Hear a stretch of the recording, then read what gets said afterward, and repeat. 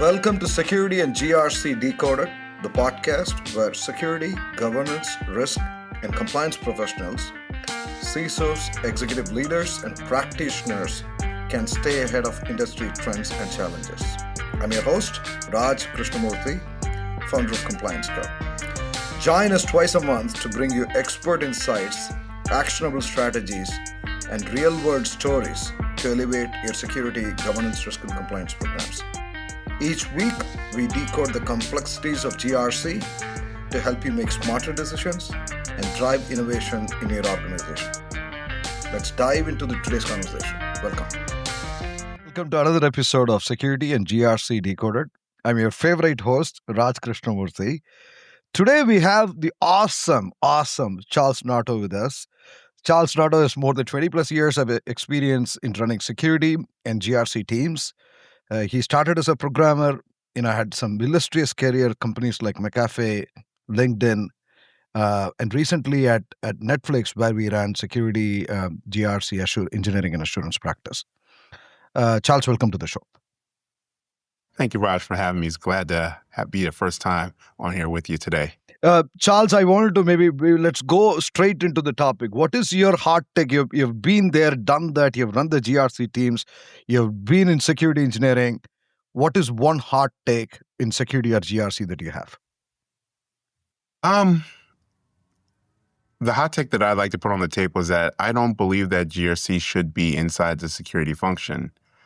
My perspective is that if GRC operates as a truly, and I'll use some governance language here, a second line function, that security is actually a customer of GRC.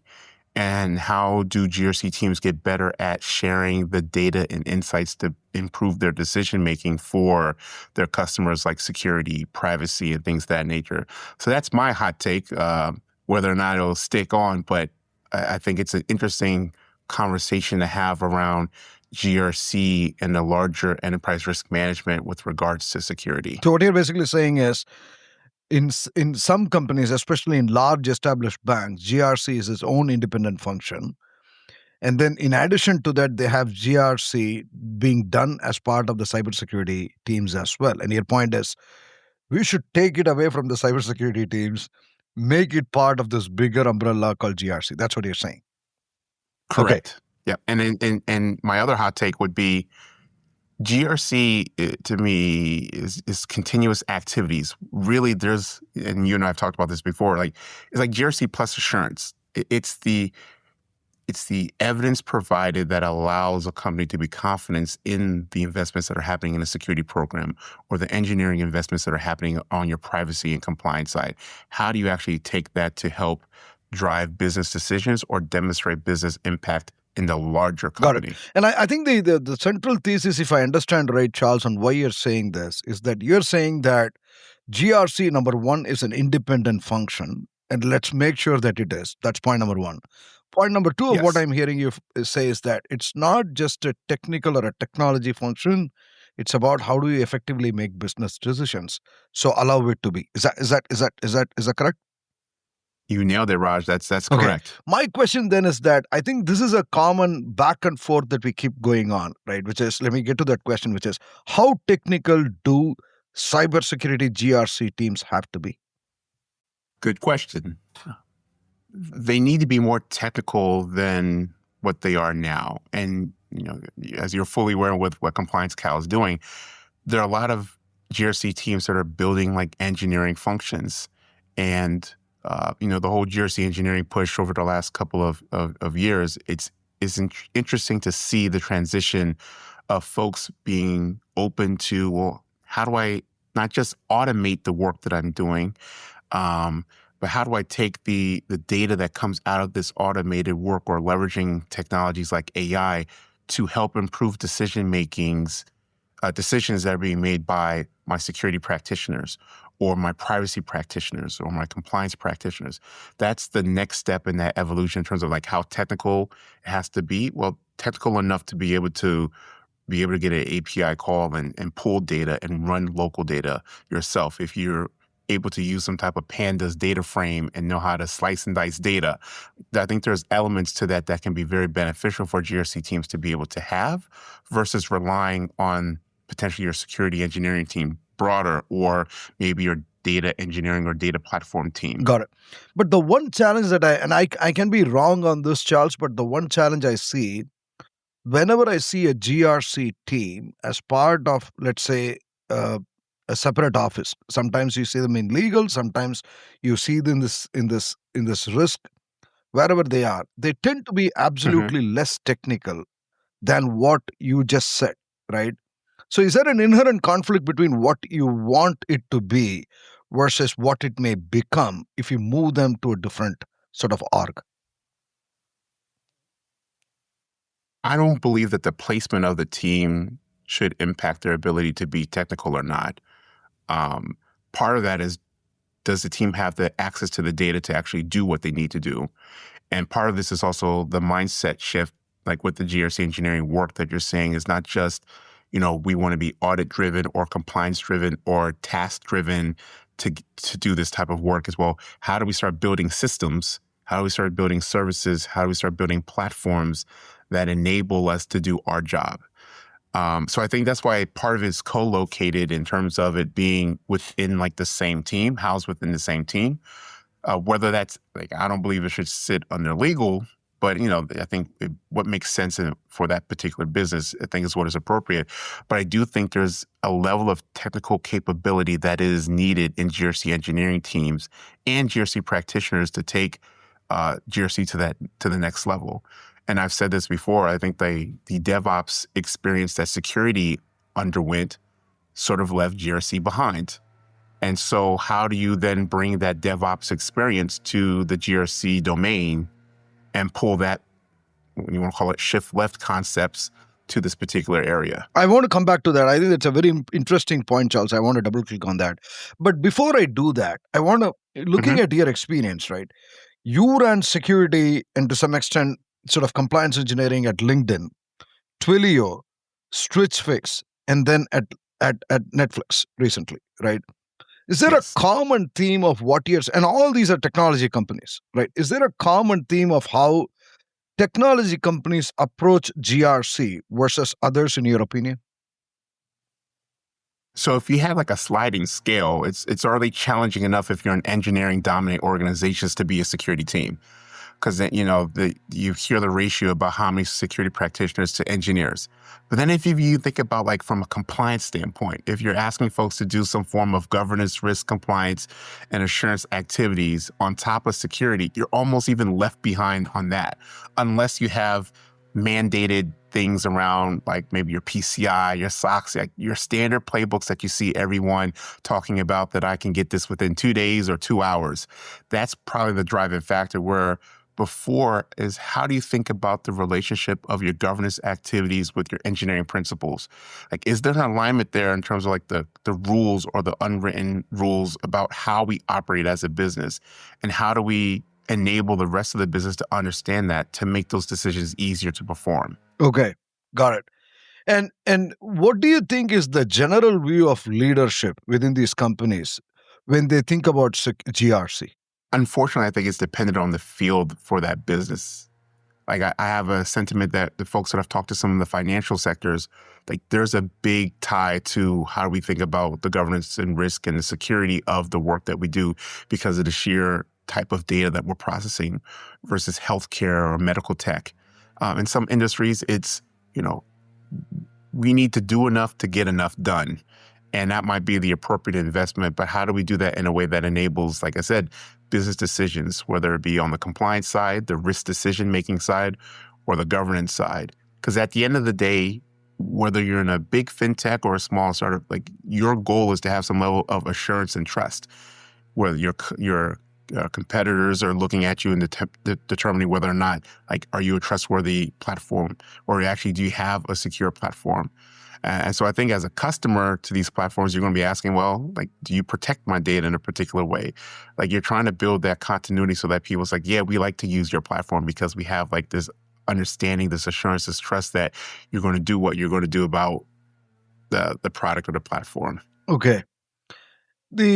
I think even though I think everybody understands that G governance, R risk, and C compliance, I think everybody gets that, right? But what we generally see when we see in the world of GRC is much more an annual audit ritual cycle. That's what we typically see, right? Correct. But you said something very interesting. You said that, you talked about GRC shifting left, meaning what sort of integrating, getting closer and closer to DevOps. Why? How would that solve? Number one, what is your take on this annual audit ritual problem? And how does that fit into sort of your perspective that GRC should shift left? I mean, to the point that the word annual in its pure definition is once a Yeah. year. And if we're trying to demonstrate a level of confidence and assurance in the platforms and services that we build, wouldn't you want to have better instrumentation and better observability into the workflows that exist? Would you like to have clarity around the principles and rules that exist on how we engineer and design things? Something that is very unique that I don't hear too often in security and GRC is like, how do we build to specifications?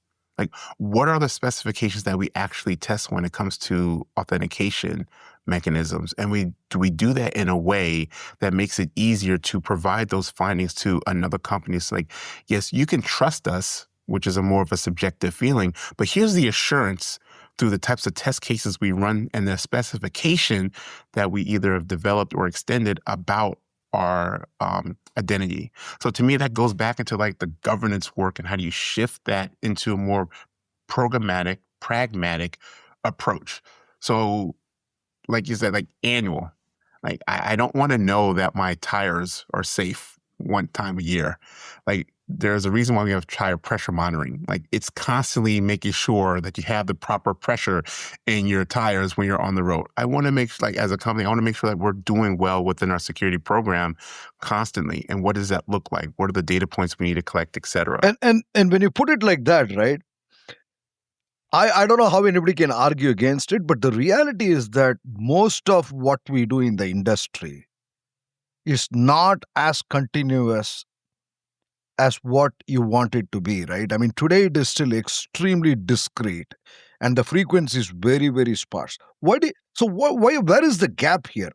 You're making a very commonsensical, logical argument, but what we are seeing in the field is still the difficulty to move towards that. Why is that? So there's the idea of like the value proposition of the work and where does it show up and what is the value of doing that type of activity. You and I have discussed this before, like even point in time assessments have value. They have value at that point in time.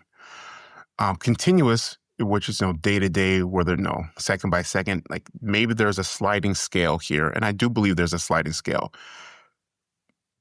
Can we pose the question, can I at least be better than point in time? Can I batch my work where I can do it weekly? Can I batch it where I could do it monthly? Do I have to have it day to day? Maybe there's industries where it makes sense to have that assurance on a day-to-day basis, or you have the opportunity to do that. Some cases, maybe point in time is correct. But I believe it's a little bit more than just point in time. And so to your point about like what we're seeing in the field, well, I don't believe I'm unaware of if there have been pushes to sort of like, what does continuous look like? What is the investment of continuous? Because if you look at like, continuous CI/CD, like there had to been a push to get to that point. You don't say move fast and break things without trying to move fast and break things. So you actually had to build to get to that point. Same with GRC. Until we actually try to move fast and break things in that concept, what does that look like for our profession? I'm going on a limb and say it's more than point in time. What that looks like, I don't know the variance yet because that's the stage of the development we're in that I see on LinkedIn and I'm talking to other professionals like yourself, like where we're trying to get to. Got it. And Charles, I should have said this in the introduction. You are one of the founders of the GRC engineering movement, right? Which are very, very pretty awesome folks. And some of them have been on this podcast as well. Why did you start? What was your incentive or motivation to be part of that and to start it? There's many players in this space. And for me personally, when I was asked to sort of take over the GRC work, while at Netflix, I paused and said, because, there's this perception, good, bad, or indifferent, that, GRC folks are non-technical. We led part of this conversation even talking about that. And when I sat down and really started to explore the idea of governance, of risk, of compliance, and this idea of assurance, I walked away and said, oh, there's actually some really great information here. There's actually great data and metadata about the work that the rest of our security partners are doing. How do we extract this in a way that is more than just a point-in-time assessment or compliance activity tied to a PCI or an ISO or a SOC? Like, there's really great insights that as a security leader, I would want to know about the state of my security program and its investments. And so that sort of got me thinking from as a security leader and as an engineering leader, like, what would I need to see? What are the questions that are missing that we don't ask our GRC practitioners to provide beyond, are we PCI compliant this year? Or what are our user access reviews looking like? So those questions sort of spurred in me like this idea, like, oh, there's got to be a better way. And my pain point, quite honestly, was user access reviews. Like, when I saw this process and screenshots and Jira tickets, like, I had like a visceral reaction, like, why? Like, why are we doing it this way?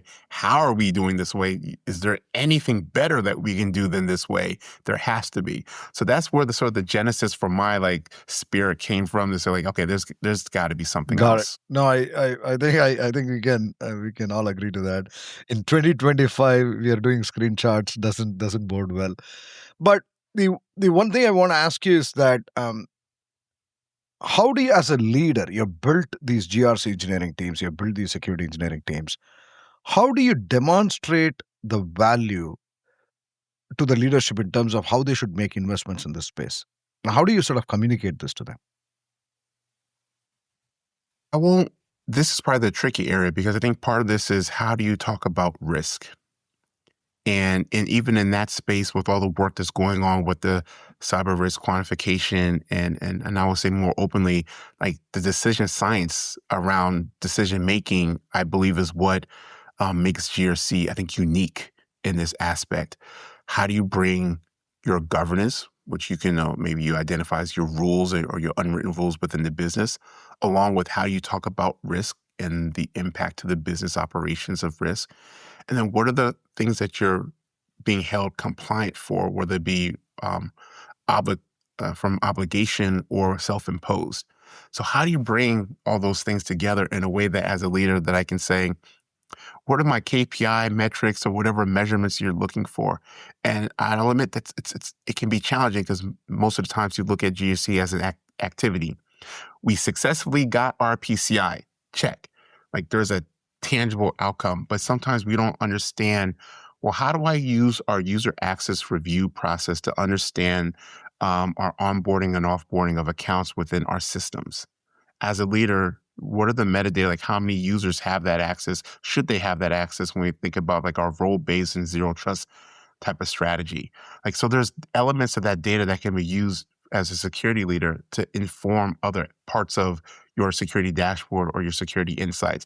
How are we, once again, not just taking the action and activity, but using the data to inform security? I love it. So what you're basically saying is that security needs a whole bunch of signals, right?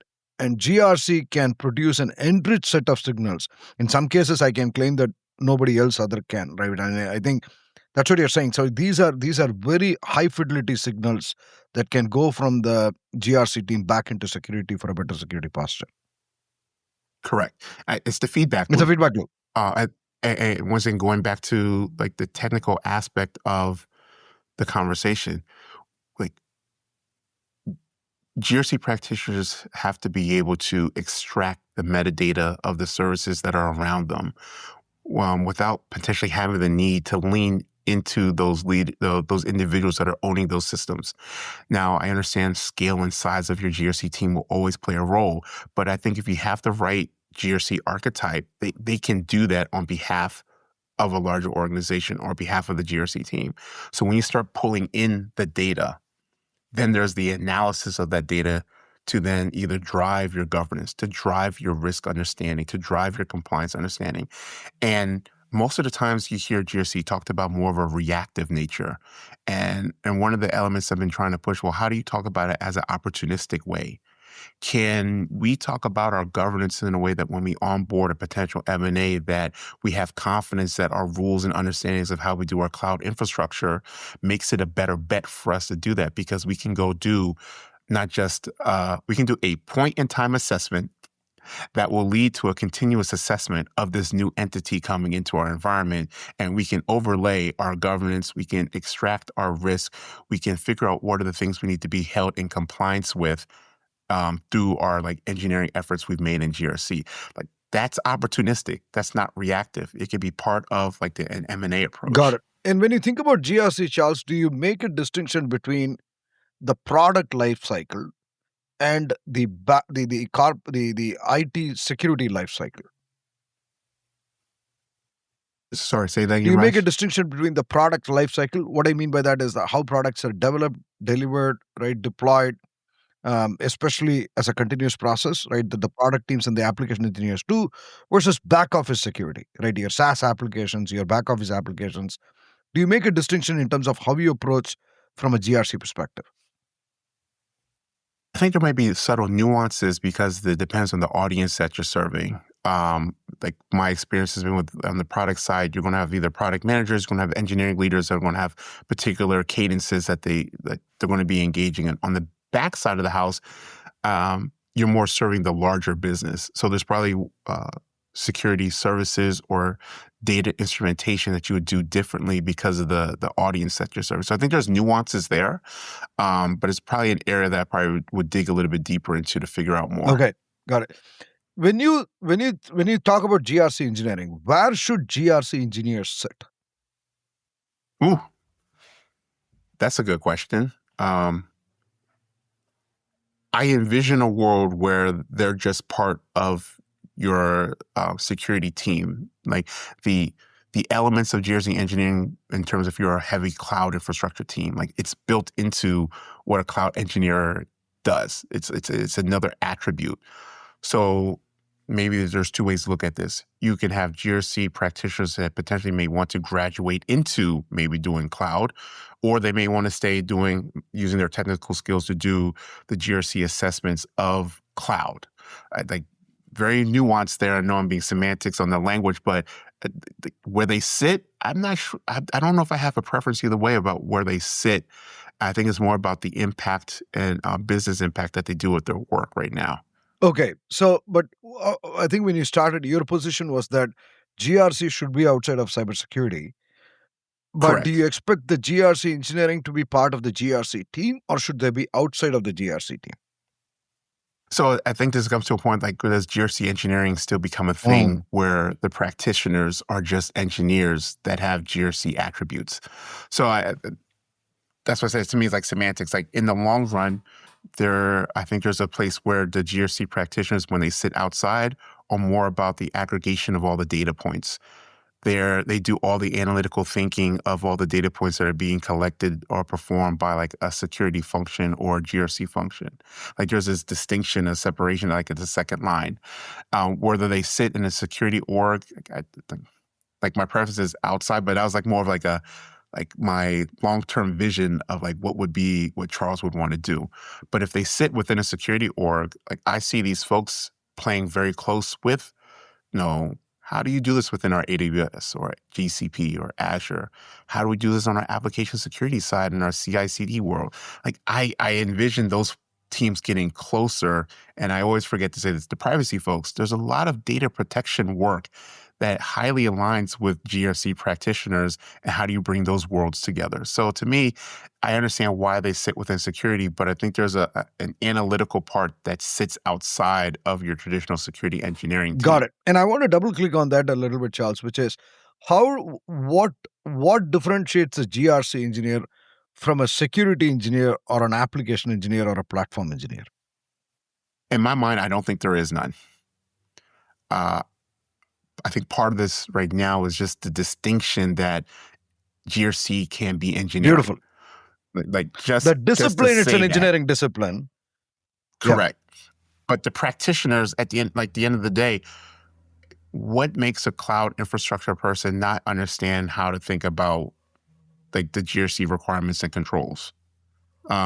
So to me, there's like a learning, like a cross learning that takes place.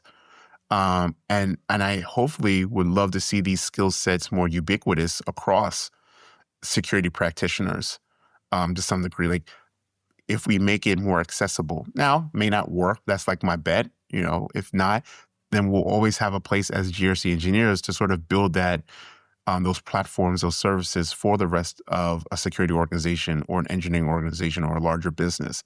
So in my world of worlds, I would say they should be ubiquitous. Like there should be no distinction. But we know in terms of the market, GRC engineer is perceived differently than an AppSec engineer, which is perceived differently than a cloud infrastructure And by engineer. perceived differently, what do you mean? I would say like the skill sets that are required. Okay. I would say the comp sometimes that goes into those roles. I would just, straight shooter say it like that because it's to an earlier point of the questions you made, like how does GRC viewed by the organization? Well, if they're viewed purely as point in time assessors, like the value doesn't show up right away in terms of like, we got you your SOC, we got you your ISO, we enabled business because we got the certification game. So I think there's a lot of, whether it be perception or a lot of like the value that needs to come into a way where it's very clear when you say AppSec. It's very clear when you say product security. It's very clear when you say cloud infrastructure.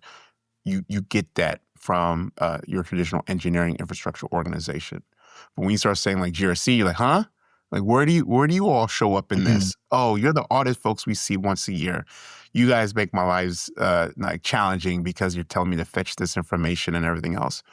Well, let's flip it. Let's build infrastructure that you tell us where your data is and how it's organized, how it's structured, where we can go pull it, structure it, and format it for consumption by the people that we need to serve. Now, beautifully said, Charles. Brilliantly said. Now, as a leader, and you build these GRC teams, what challenges have you had in really building them up? One, I would say like buy-in From your other peers and leaders. I had the ability to work with some great leaders that were open to like the risk conversation and how do you do the cyber risk quantification work that allowed for GRC to sort of step into a place to say, hey, like these are the controls that have value. We can measure this value by the control work that's happening in AppSec. Like the push for MFA. MFA is a control. We're doing it for a reason. Well, how does that impact show up? How does that impact show up in terms of our incident response team not having to take incidents that are dealt with identity-related challenges because we're doing some form of multi-factor work? Like there's a tie-in there where making that picture clearer for leaders makes the buy-in easier. But the psychological hurdle sometimes of talking about risk appetite, like risk management, all those risk-related words can be challenging. And sometimes that relegates you to, all right, so what are the compliance hammers that I can throw out at folks? You have to do this because of X. Like you have to create this separate environment because of Y.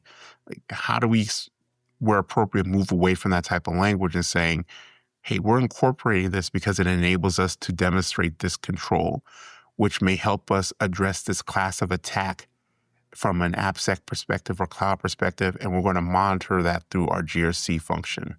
Okay. When we spoke last, Charles, you said that efficiency gain is necessary but not sufficient. Do you remember that? Why did you say that? This is just me just observing, like I said earlier, like there's a lot of great work that I see in the GRC engineering space and the tools that are being created. And in particular, I was thinking about third-party risk management, about how do we do that at scale? And this idea of automation, just because we can automate like the intake doesn't necessarily mean we are creating like the value and impact. I was reading up on this concept of the theory of constraints. So because we can do more, intake more, doesn't mean we can process more, because that process is a separate set of characteristics or individuals or services. And I'm I'm mindful that as while GRC engineers and practitioners are talking about, like, hey, I can be more efficient with my audits. Well, that's not the end of the story.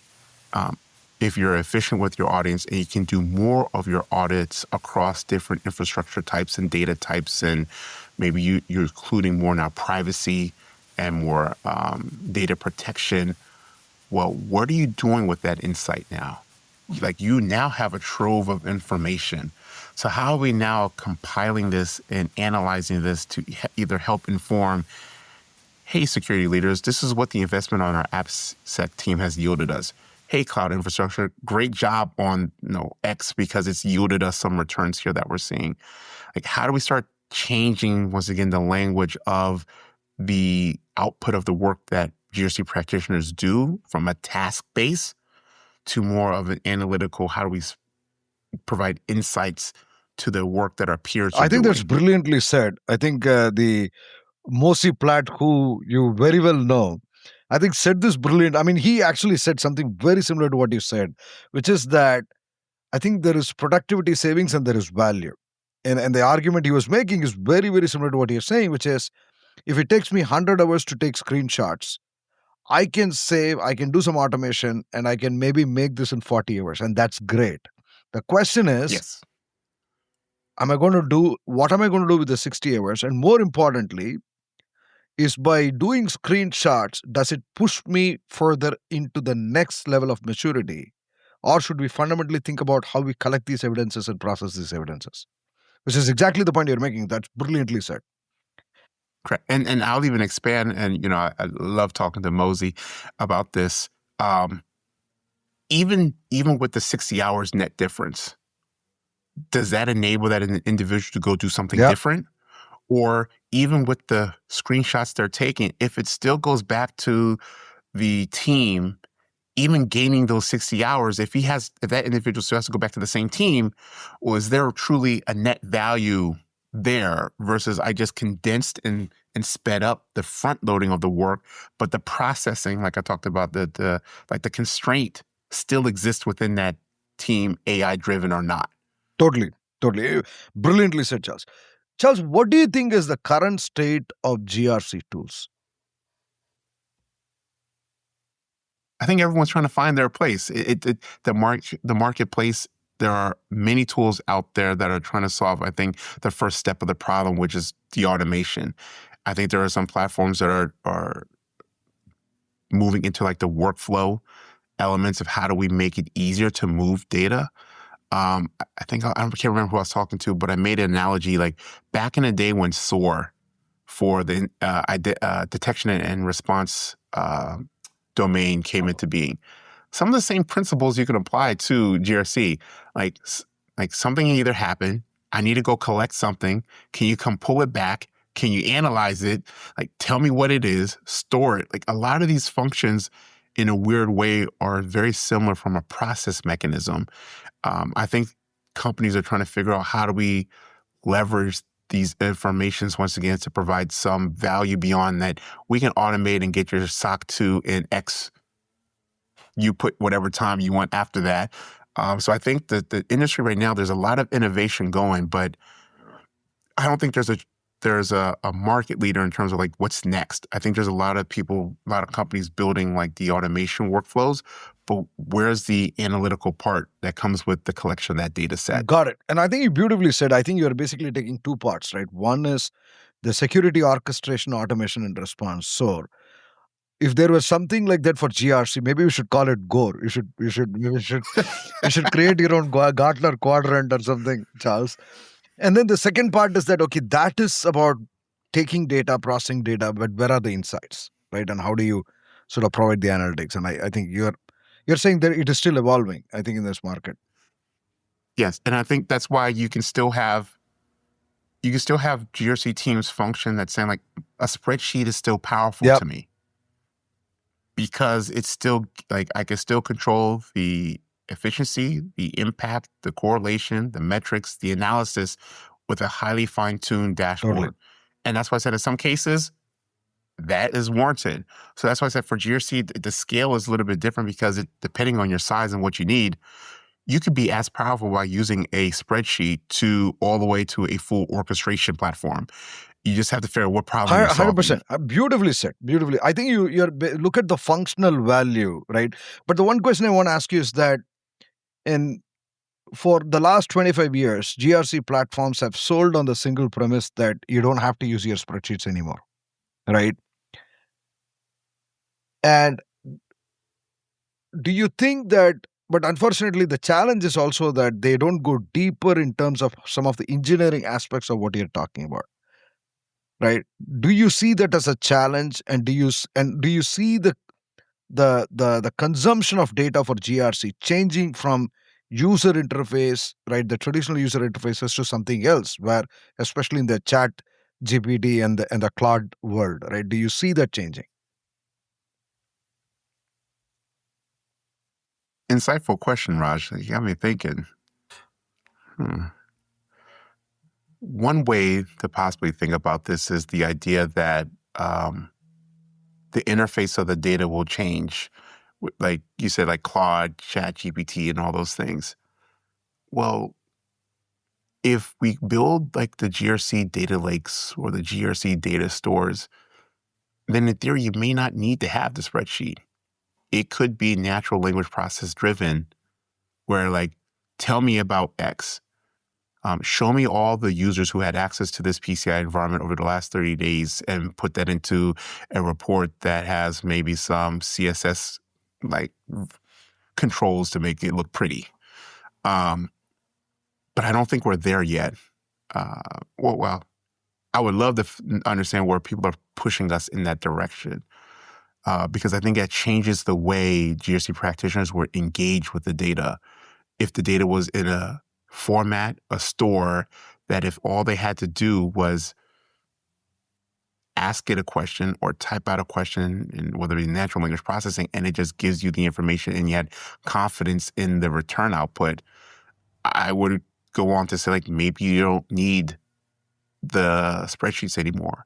Maybe this data gets connected into other engineering workflows that help inform users, your engineering users, like, oh, this system has a compliance impact, or this system has these metadata that would impact or some type of regulatory thing. Like, how do we start pushing that as part of like the system builds and your interfaces versus like a third party, like I'm going to go do an audit report on you. And so you definitely see these consumption layers changing, right? And okay, yes, absolutely. Short answer, yes.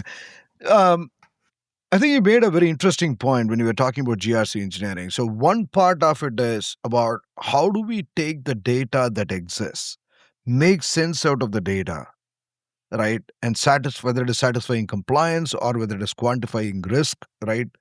Or implementing governance used in M&A example as an example, right? And then maybe producing signals back into the security apparatus. That is fantastic. But there is a front-end problem here, which is how do you ingest data? And the reason I'm asking that question is that a lot of that is number one, contextual, right? Especially large companies and companies that you have worked for, Netflix, right? There are many different teams. They are closer to the problem. They are closer to the applications. They know what data to be produced, right?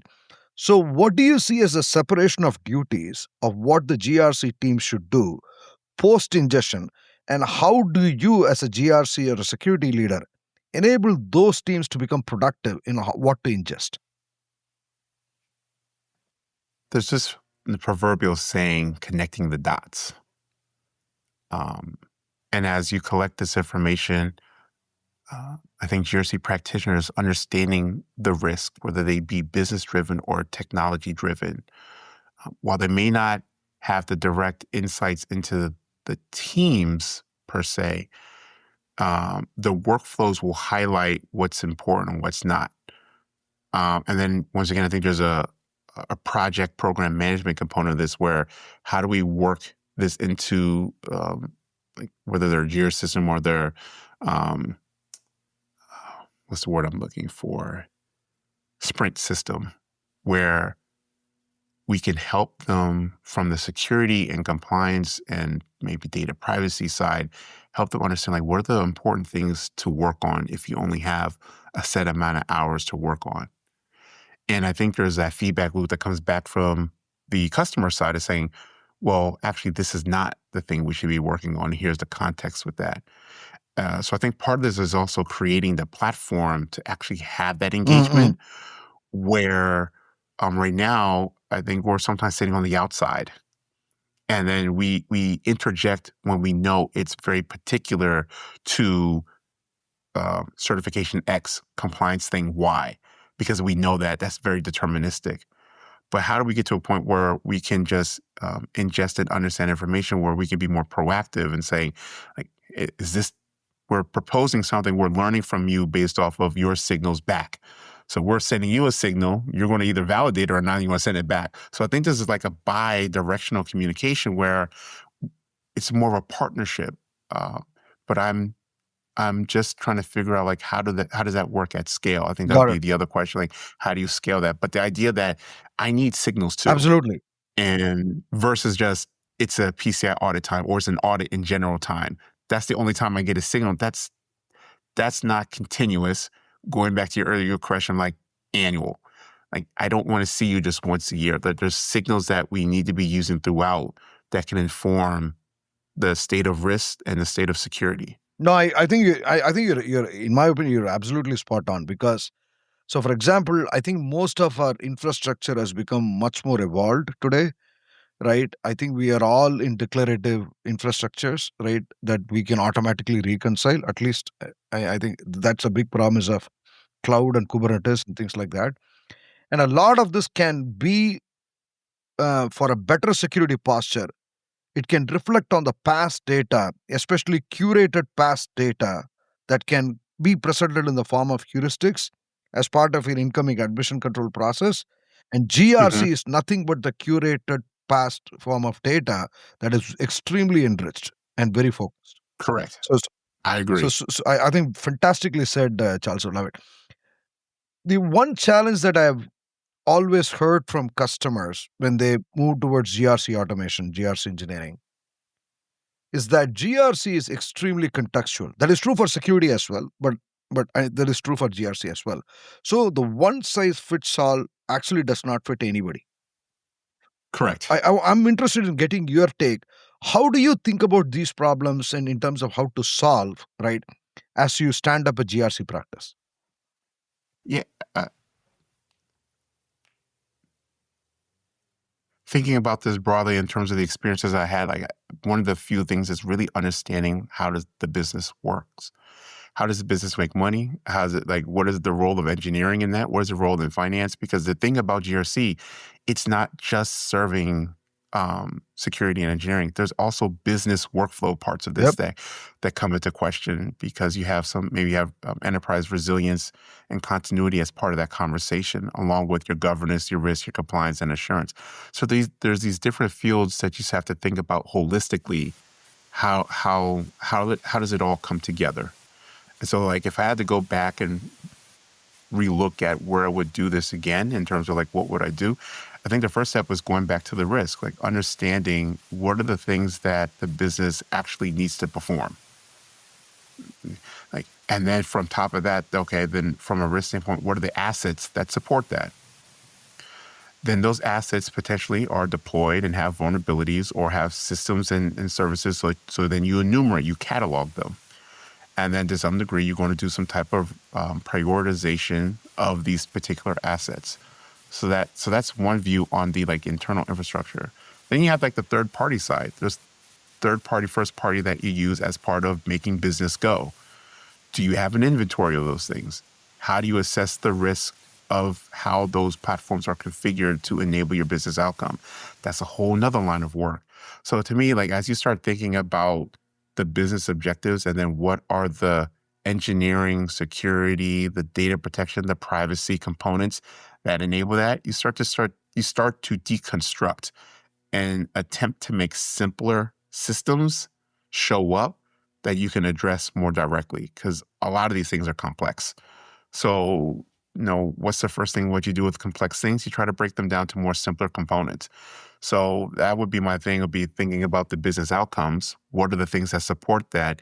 Can we deconstruct them to their simple terms And then what are the things that support that from a process, people, technology aspect? Got it. Got it. No, makes sense. And Charles, you actually had a fantastic from a risk team. You had folks like Tony Martinwig, Prashanti Kauta, right? Some pretty sophisticated folks. So this is a general question, which is that to the extent we talk about GRC from a technical perspective, right? GRC engineering. I mean, do they understand Go or Rust or Python at a very tactical level? Why are we not so much talking about what the R side of it, right? In statisticians and statistical analysis and machine learning and tensor models.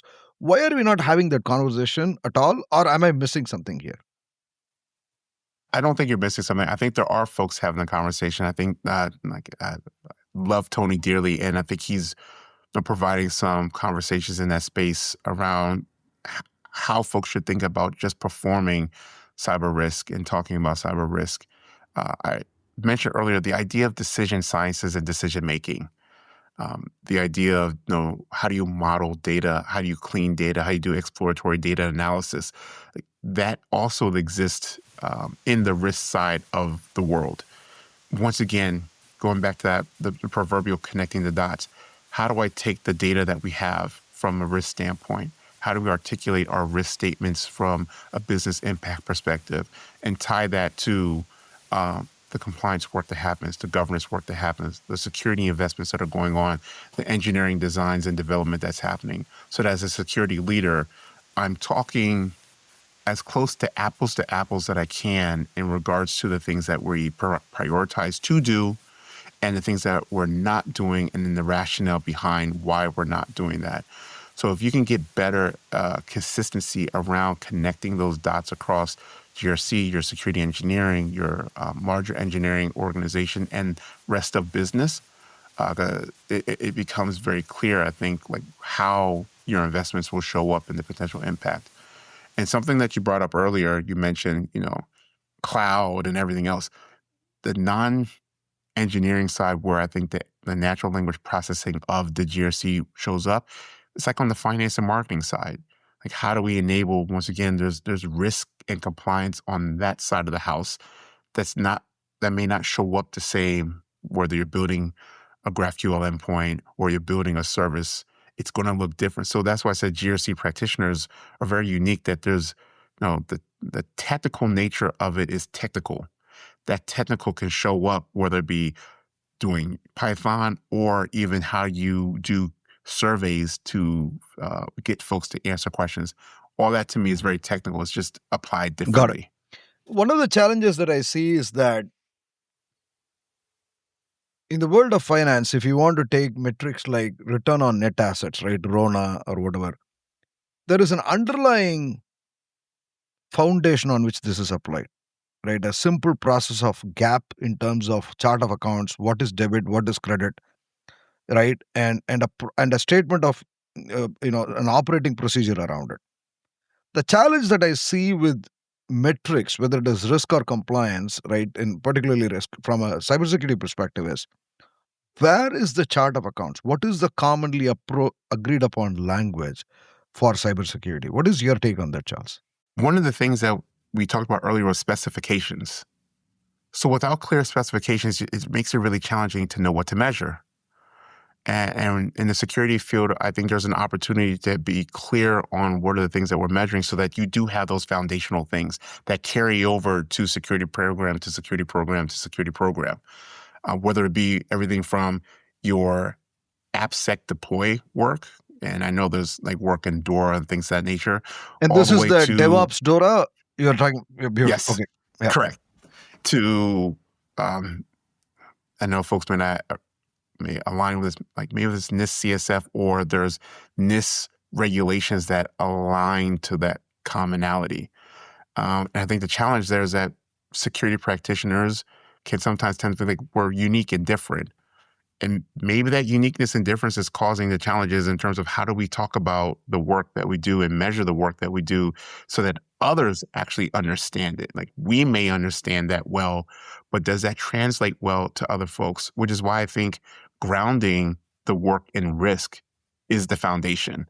to building that terminology, to building that lexicon. And when I mean risk, I'm not talking about the red, yellow, green. I'm really talking about the financial impact of the decisions around security and the control measurements that if you're going to be investing in, how does that show up in terms of like return on control investment? So let me, if I were to understand what you're saying, if I say that, and it's a very sort of a basic stupid example that we have to enable Okay. MFA, right? And if I wanted to use that as a security metric, and a simple metric could be what percentage of users do we have MFA enabled for a given population? It should be 100%, right? I don't think anybody is going to settle for anything less. But that becomes a metric that can feed into other things to be able to establish and quantify risks. Is that what you're saying? So how do you what do you mean by the word specifications? And how do we break it down? Specifications. Okay.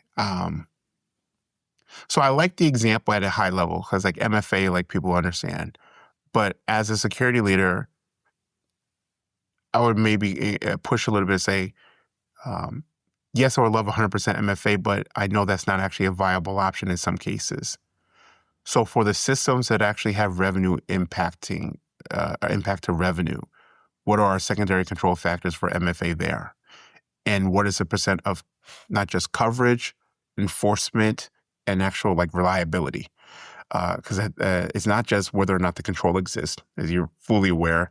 It's like, does the actual control work? Yep. And is the control working the way we expect it to work? And if there's deviations from the controls working, do I know that? So like this, going back to specifications, if the specification enumerates how the technology is supposed to work, in theory, I should be able to test against those specifications within my environment. They should emit some type of good, yes, good, no bad. Like there should be some outcome that I can then track over systems that we have identified as part of like business impacting or revenue generating or whatever the stipulation is that you have called out. So that's what I mean by specifications. Like we should be able to test against something that demonstrates this is an expected behavior or unexpected behavior. If not, what does that show up in terms of my and do you think that we have arrived at some common specifications that we can all agree upon? No. Okay. Do you think so? No, I don't. I know you. That's actually good. I don't have the answer to this, but this is one of the efforts that, quite honestly, I think bunch of folks, including Mosi, Charles, you may remember, you were actually a big supporter of that. We were trying to do with the CSA continuous assurance metrics, right? But it did not catch enough steam at that point in time. And our objective was very simple. Can we break down each of these domains, whether it is asset management or access control or threat and vulnerability management, whatever they are, and identify some basic metrics that we can use to measure. I think we came up with a list of 34 metrics. I think that needed to be continued to expand.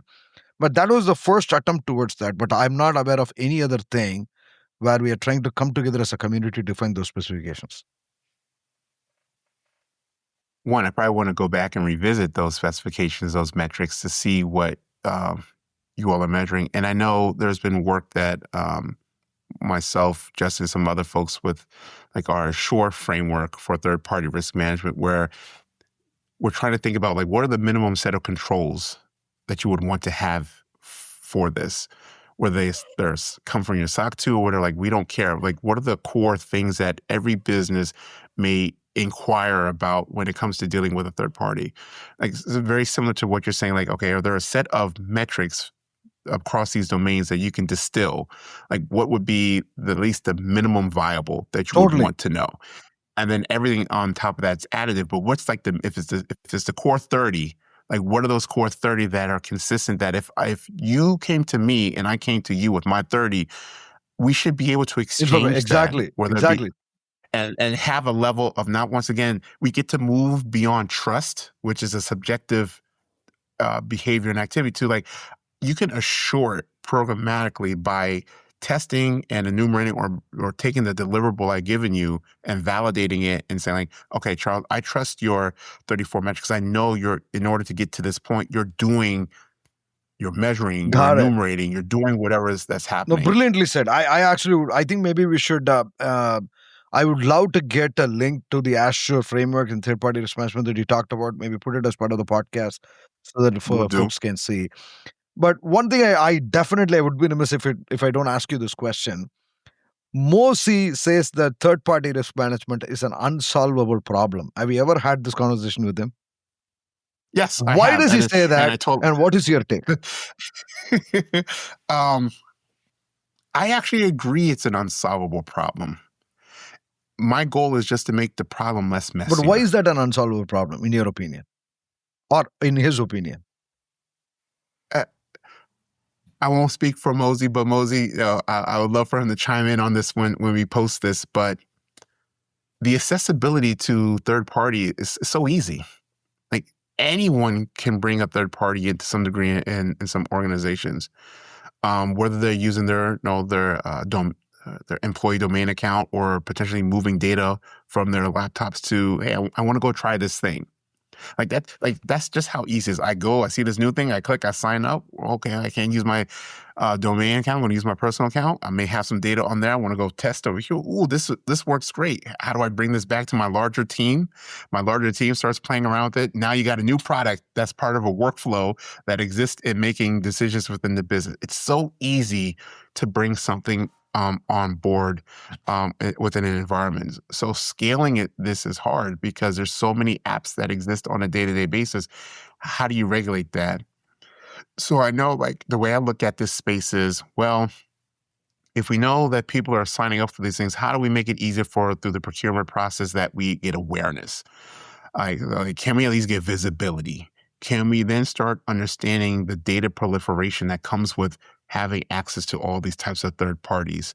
And how do we work with our data protection team, our privacy team, and everything else to understand like where does the data move? What's the data lineage now? Because I just look at this as an extension of a data exfil type problem.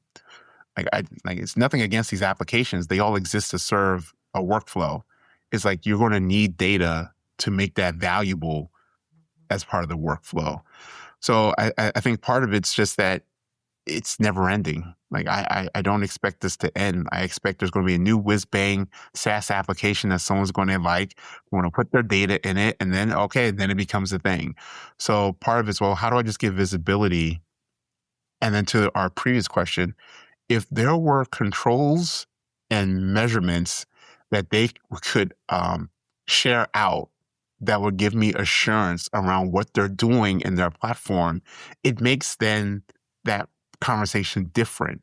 But since there's the challenging of the specifications, that's why security teams feel they have to go, now we have to assess this platform. How do they handle the data? Do they have any SSO? Like, what does the SSO process look like, et cetera, et cetera? No, I think to that, I don't want to speak again on behalf of Mosi. He would absolutely agree with what you just said is my take. I think what you're basically saying is that the idea where there is an electronic exchange between your trust center as a vendor and the customer who can consume these signals and interact back and forth in as much standardized as possible. You cannot take subjectivity out of this, but as much as you can is going to be super helpful, right? So, agreed. Totally, no, 100%. We are approaching the end of the segment, Charles. I would love to get your take for a new person who's watching this show, fresh graduate, right, and who's looking for a job in GRC. What would your advice be? What steps can they take and get into this particular field? I would say there's some great resources that exist on grc.engineering. So definitely check out the website. There's a vibrant community of many other folks out on LinkedIn. There are, so I would definitely say build a portfolio. We have some really cool self-hosted applications that can give you an experience and build your portfolio up. The community is very open, so you can reach out to many folks and they will reach back out. And I'm speaking on behalf of many folks, so I apologize for them in advance. But I think one of the things that we've been open to talking about is like, we know that there's a change happening. There's a transformation happening in this space. And we want to bring as many folks along on that journey. I don't think GRC is actually, like with the AI things, actually, it's going to increase. I actually think there's a marriage between the data side of the world and the privacy side So if you think of GRC engineering, I can also pair up data and privacy engineering to be almost like a brother and sister. Like they're going to need each other. And so I actually think there's going to be more GRC work that's going to happen, especially around data and privacy, with all the platforms and services that exist. So if anyone's looking to get into it, I would definitely look across not just GRC, but also privacy and data, and reach out to folks that you see and just ask a question. It never hurts to take the shot. No, that's fantastic. And Charles, this is fascinating. It was fascinating to have you on the show. Thank you very much. Thank you, Raj, as always. Thank you for listening to Security and GRC Decoded. We are your go-to resource for staying ahead in governance, risk, and compliance. If today's episode resonated with you, we would love for you to subscribe, leave a review, and share it with your network. To dive deeper into these topics, visit us at compliancecow.com and follow us on LinkedIn for more insights and community conversations. Join us next time as we continue decoding the future of GRC. Thank you.